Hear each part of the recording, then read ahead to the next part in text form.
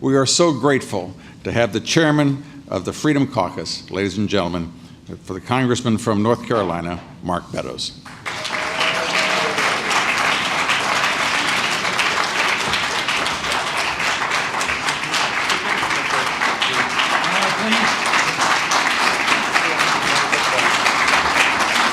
You guys are too kind. Thank you. I don't get a standing ovation anywhere in Washington, D.C., but here.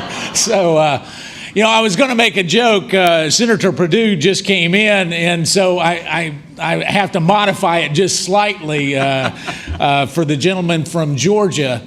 I was going to say that I got here on time because the rest of them were still taking their naps, but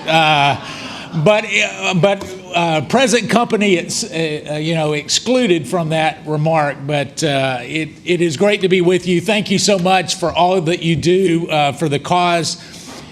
And Bob was asking earlier, how do we fix Congress? And sometimes you wonder if it's fixable. And I can tell you, I came 6 years ago as a business guy, and I figured all you had to do is have one great idea, reach as many people as you possibly can, and then convince those same people of the merits of that idea, and you know what? Voila, it was going to happen. Boy, was I naive. We look at this, and really the only thing that will change Congress is all of you. And the pressure that you put on not only members in the House, but certainly senators. Is that Senator Jim DeMint over there too? I'm sorry. I could have nudged you and woke you up earlier there, Jim. But as I look at this, one of the interesting things that I think that we have to stay engaged with is to not be afraid of breaking a few eggs to make an omelet. Because what happens is all of a sudden, there used to be a line off of Chariots of Fire, and I think it was Abraham that was talking to the leaders there at that fine institution in England, and he says, you want me to win all these races with the effortlessness of the gods. And yet, we somehow think that Congress is going to get fixed with us just coming together and all agreeing, and you've all heard it, well, if you could just compromise a little bit, if you could just work closer together with your colleagues, if you could just find some common ground, then it would all work out. And I'm here to tell you that this is a contact sport.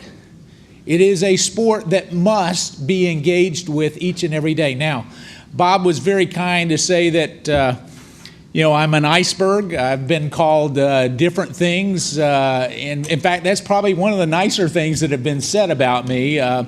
But when we look at this, what we have to do is indeed make sure that we have a pleasant, engaging temperament when we talk about the issues that are important to the American people. The other thing that we have to do is make sure that we are that iron fist in a velvet glove. And so many times we wear the velvet glove, but we never have the iron fist that is actually doing the majority of the pushing. And so right now we've got a farm bill that is being debated. Now the narrative out there in this farm bill, and I saw my good friend Paul Teller that's there, and with the White House, he was here earlier. And so as we look at that, the narrative is that the farm bill balances in 10 years. Now that's a good thing. It's neutral. It doesn't spend any money in 10 years. There is only one problem with that argument.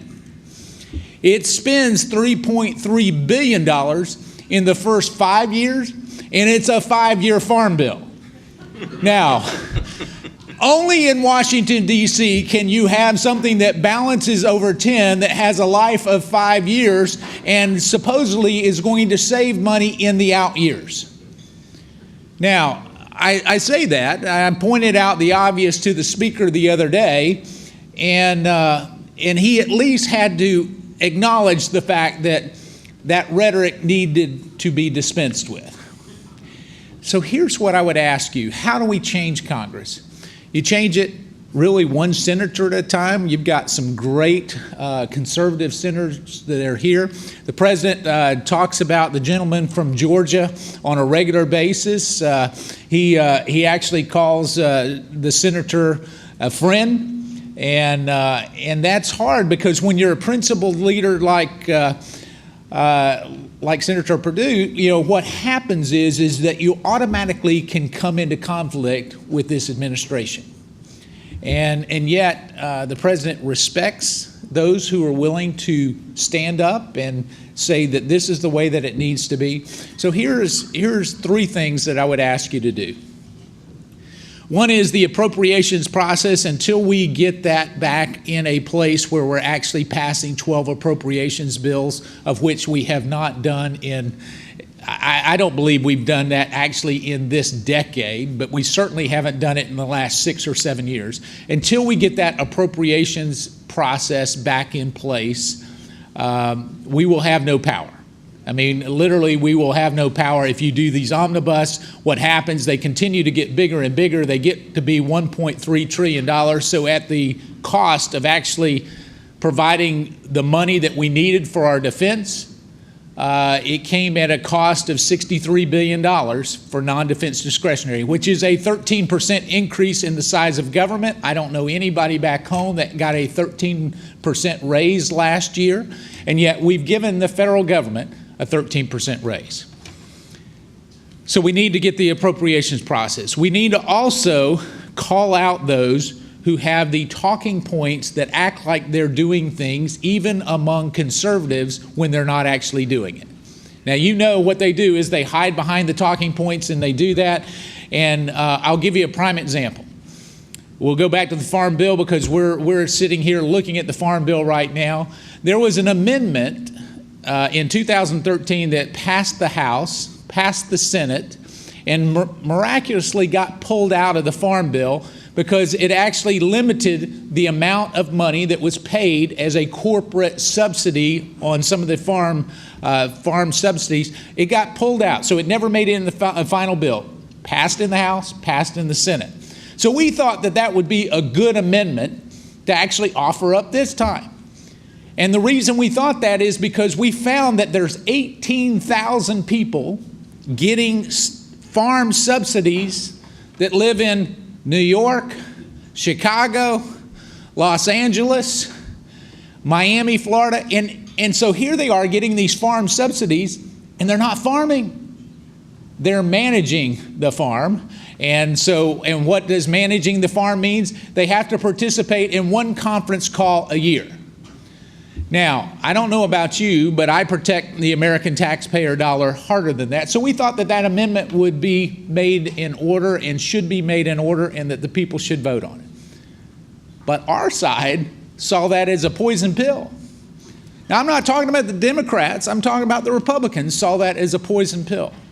So we have to call it out when it is wrong on our side. So that's the second thing.